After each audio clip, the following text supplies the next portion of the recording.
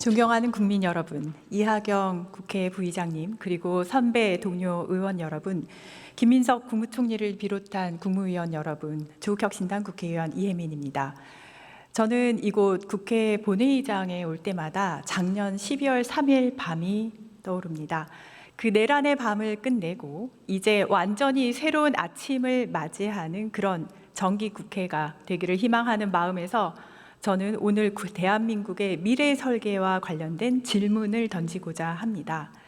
3년 뒤, 5년 뒤, 10년 뒤 우리는 어떤 나라에서 살고 있을까요?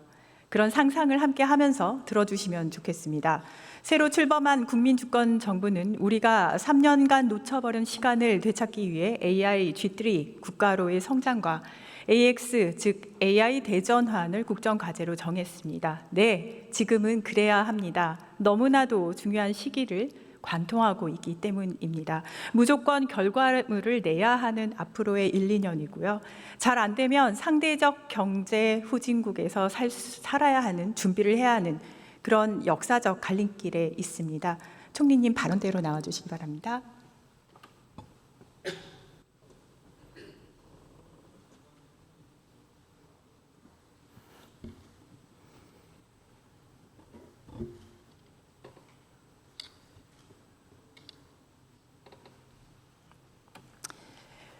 국민주권정부 100일이 막 지났습니다. 인수위도 없이 엄청 바쁘신 걸로 아는데 앞으로도 더 바쁘실 것 같습니다. 저는 총리님께 먼저 AI 관련된 질문 전에 큰 그림에서 나라를 살리려면 과학기술을 살리셔야 한다. 이 말씀을 먼저 드리고 싶어요. 그 면에서 헌법 제127조 제1항을 제가 한번 읽어보겠습니다. 잘 한번 들어보세요. 국가는 과학기술의 혁신과 정보 및 인력의 개발을 통하여 국민 경제의 발전에 노력하여야 한다. 이렇게 헌법에 되어 있습니다. 이걸 총리님은 어떻게 해석을 하실까요?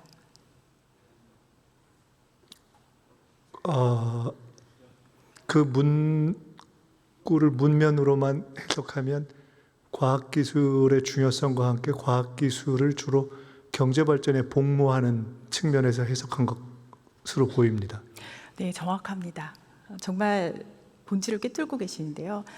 방금 말씀하신 것 때문에 대한민국 과학기술계는 경제 논리로부터 그동안 벗어나지 못하고 있었습니다. 얼마 전 과학기술 시대에 대응하는 헌법 제127조 개정 방향 보고서가 국회 입법조사처에서 나왔는데요.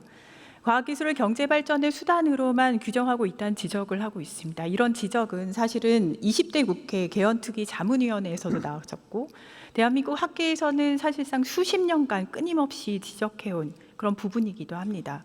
연구개발에 대한 평가 기준 자체가 돈 안 되면 하지 마 이렇게 돼버리기 때문이고요.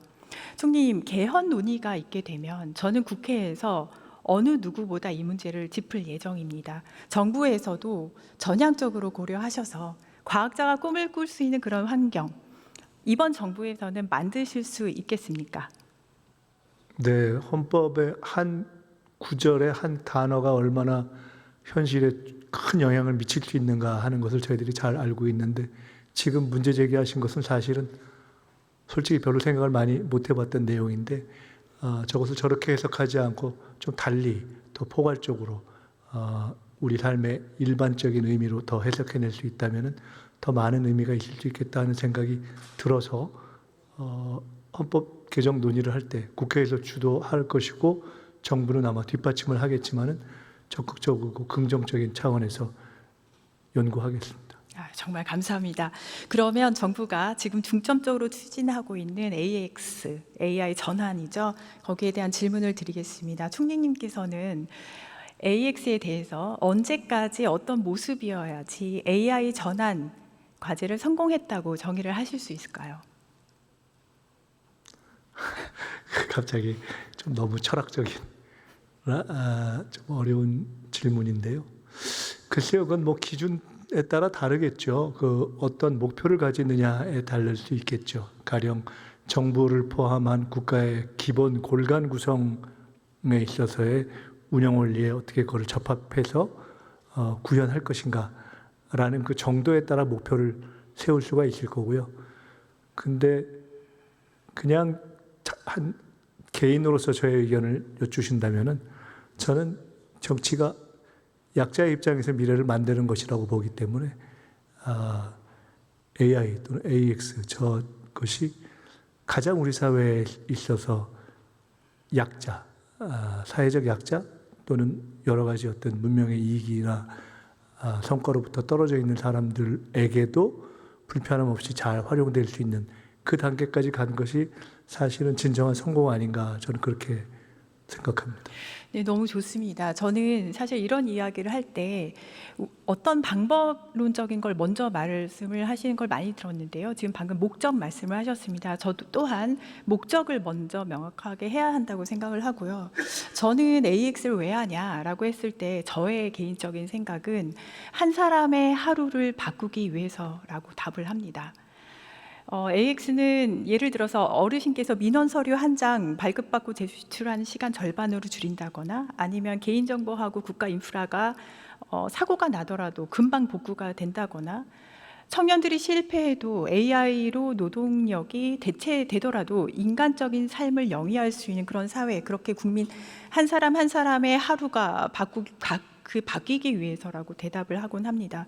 총리님께서 그렇다면 그 측면에서 보셨을 때 현재 우리나라의 AX 그 국민 체감도는 1점부터 10점 사이를 봤을 때 몇 점 정도라고 생각을 하실까요?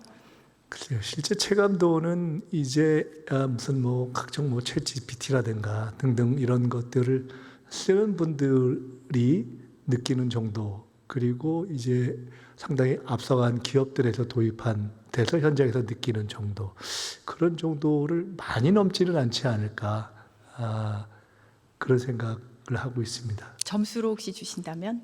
글쎄요, 점수로 말씀드리기 좀 어려울 것 같은데,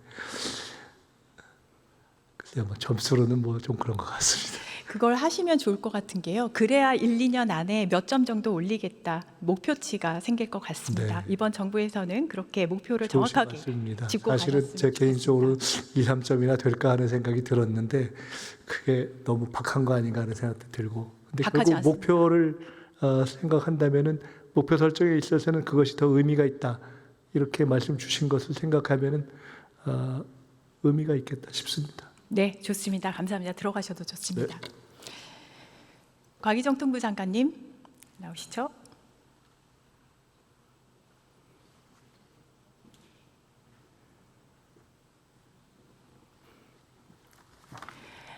현재 우리 정부는 AX 성공을 위해서 어떤 분야를 가장 신경을 쓰고 있을까요? 일단 정부 차원에서 그 AI 대전환 성공을 위해서 AI 기반 인프라를 구축하는 데 일단 중점 힘을 쏟고 있습니다. 사실 여러 전문가들이 꼬집는 부분은 우리나라가 AX는 DX조차도 제대로 안 됐어라는 점인데 이런 얘기는 들어보셨죠? 네, 많이 들었습니다. 우리나라는 초고속 인터넷망 구축도 잘 돼 있고 우리나라 자체의 플랫폼 기업도 보유를 하고 있는데 그런데 왜 아직도 DX 안 되고 있어라는 지적을 받을까요? 적극적인 그 데이터 좀 규제 완화도 좀 필요한 것 같고요. 그리고 이제 데이터 자체에 대한 좀 인식 개선이 좀 필요한 것 같습니다. 그러니까 데이터에 대한 어떤 투자에 대한 좀 인식 개선이 일어나야 되는데 데이터는 우리 주변에 널려 있는 것이 아니라 AX 전환을 위한 필요한 어떤 데이터들은 투자를 해서 그리고 전문가들이 한 땀 한 땀 만들어서 그걸 또 학습에 활용이 돼야 됩니다. 그렇게 하기 위해서 투자가 좀 필요한 것이죠. 이런 데이터에 대한 인식 개선이 필요하지 않을까 싶습니다. 저는 사실 이유를 거버넌스 부재가 가장 큰 이유라고 저는 생각을 합니다. 그래서 거버넌스 부재로 인한 여러 문제점 중에서 시간 관계상 2가지만 꼽아서 말씀을 드릴게요. 첫 번째는 예산입니다. 지금 AX 관련돼서 정부 사업이 부처 간에 이렇게 막 중복이 되거나 아예 충돌이 되는 상황까지 보이는데 정부는 AX 목표를 실현할 하나의 거버넌스가 이렇게 부처별 교통정리를 해줘야 되거든요. 지금까지 이러한 거버넌스는 사실 없었다라고 판단을 하고 거버넌스가 없으니까 정부 정책의 목표는 흐려지고 그리고 따로 각자 움직이는 상황이 됐다고 생각을 해요. 예를 들면은 과기정통부는 지금 AX 대전환에 4조 5천억 원을, 행안부는 AI 민주정부 및 정보화라는 이름으로 8,649억 원이라는 AX 예산안을 제출을 했습니다. 행안부가 앞으로 하겠다는 AX에 대해서 과기부는 혹시 소통을 하셨을까요? 네, 계속 소통을 하고 있습니다. 소통을 하셨다면 그럼 행안부에 예를 들면 PPP 제도는 왜 그대로 보고 두시는지 모르겠습니다. AX 기본 그 인프라가 클라우드인데 지금 행안부가 추진하는 방식대로 그대로 가게 되면 폐쇄망 안에서 제약이 너무 많아서 AX 할 수가 없거든요. 그래서 이거는 혹시 다시 검토를 해주실 수가 있을까요? 네, 행안부랑 뭐 데이터 전반 그 부분뿐만 아니라 그 범정부 AI 공통 기반 등 그런 부분에서 지금 행안부와 가기부는 긴밀하게 소통하고 있다 이렇게 말씀드리고 싶고요. 거버넌스에 대해서 좀 간단히 좀 말씀드리고 싶은데 범정부 범부처의 어떤 거버넌스 관점에서 국가 AI 전략위원회가 만들어졌습니다. 국가 AI 전략위원회가 전체 거버넌스 역할을 아마 하게 될 것이고 데이터 문제 AX 관련된 부분들도 AI 액션 플랜을 저희가 이제 추진을 합니다. 그 부분에서 하나하나 점검을 해 나가겠습니다. 네, 그런데 이미 예산이요. 내년도 예산이 국회로 넘어와 버렸어요. 이전 정부의 기조가 그대로 넘어온 것도 굉장히 많이 있습니다. 내년 사업 예산에 과연 현 정부의 지금 말씀하신 그 기조가 얼마만큼 담겼는지 의문이고, 물론 저는 지속 사업 진짜 중요하다고 생각을 합니다. 그런데 지금은 AI 전환을 크게 하셔야 되는 상황이고 정부의 가장 큰 기조고, 그렇다면 새로운 정부의 AI 정책 기조가 예산에 왕창 담겨야 하는데 사실 이게 난이도가 굉장히 높습니다. 아시겠지만 기차 이렇게 정비할 때 세워놓고 정비하면 쉬운데 달리고 있는 기차 정비하기 어렵잖아요. 그래서 장관님 그 기술 부채 테크니컬 뎁트 잘 아실 거예요. 그죠? 그걸 아는 채로 현재 서비스되고 있는 시스템 업그레이드 하려면은 얼마나 힘든지 저는 어려움 잘 알고 있습니다. 충분히 이해를 하는데 그럼에도 불구하고 지금 오늘 다 얘기하시듯이 새롭게 AI 전환, 새로운 시작 해야 되는 거 맞죠, 장관님? 네, 맞습니다. 쉽지 않은 도전이고 빠르게 점검해 나가야 됩니다. 대통령실의 AI 수석 그리고 과기정통부 AI 전략위원회가 한 몸으로 돌아가면서 그런 문제들 빠르게 해결해 나가겠습니다. 그럼 국회에서도 방법을 좀 찾아보겠습니다. 11월에 있을 그 국회 예산 심사 전에 지금이라도 정부의 현재 정책과 미스매치 되는 부분이 있다면은 전수조사하셔서 국회로 알려주시면 좋겠어요. 이게 제가 장관님께 드리는 첫 번째 제안입니다. 그 과정을 통해서 저는 이재명 정부의 AI 정책 기조 잘못하면 이재명 정부 3년 차부터 시작하게 생겼어요. 그래서 더 당겨서 내년부터 바로 시작할 수 있도록 만들 수 있다고 봅니다. 그렇게 함께 만들어 가실 수 있을까요? 네, 그렇게 만들어 가겠습니다. 두 번째는 보안과 클라우드 부분인데요. 하루가 멀다 하고 지금 터지는 해킹 사고, 개인정보 유출은 잘 알고 계시죠? 네, 잘 알고 있습니다. 이게 그 금융 피해까지 난 KT 사건, 그리고 이제 롯데카드 아니면은 예전 몇 달 전에 있었던 SKT 유심 해킹까지 이런 보안 사고 과연 기업들만의 문제일까요? 저는 아니라고 봅니다. 이들은 모두 정부가 인정해주는 보안 등급을 받은 곳입니다. 정부 인증을 받았는데 왜 자꾸 사고가 생길까 했을 때 정부의 인증 제도의 목적은 사실 국민이 안전하게 사용할 수 있는 서비스를 제공하겠다라는 거잖아요. 근데 현재 정부 보안 인증 제도는 현실적이지가 않습니다.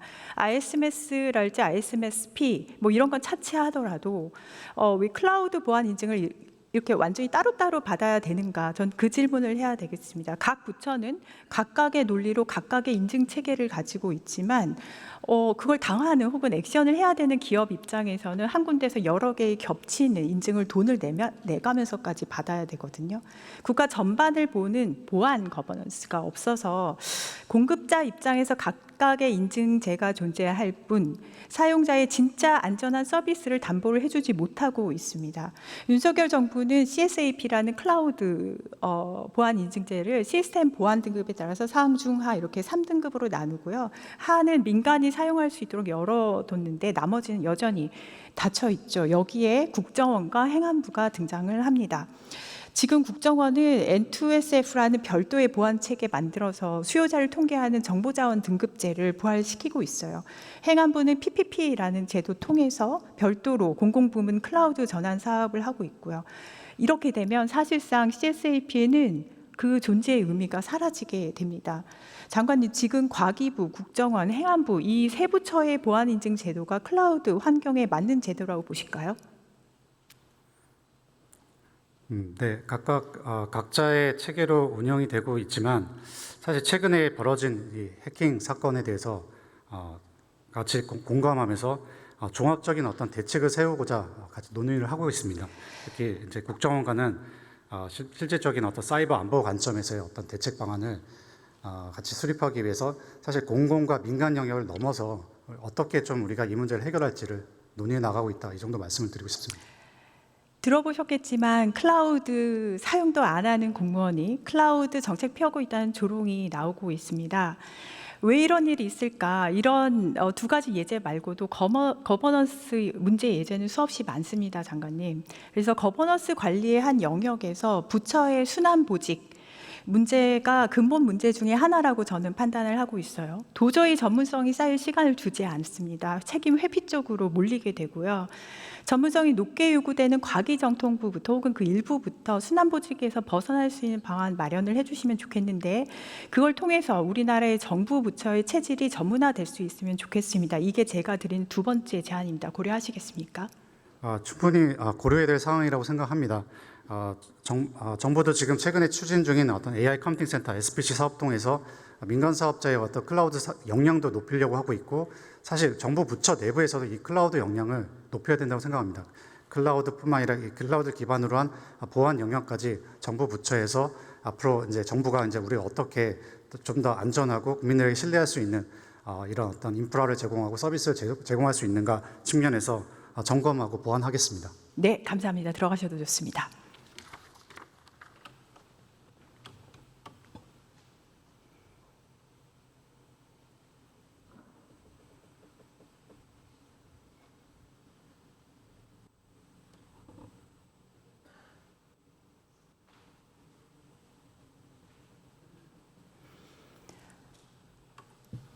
정부의 정책은 상상력이 풍부해야 합니다.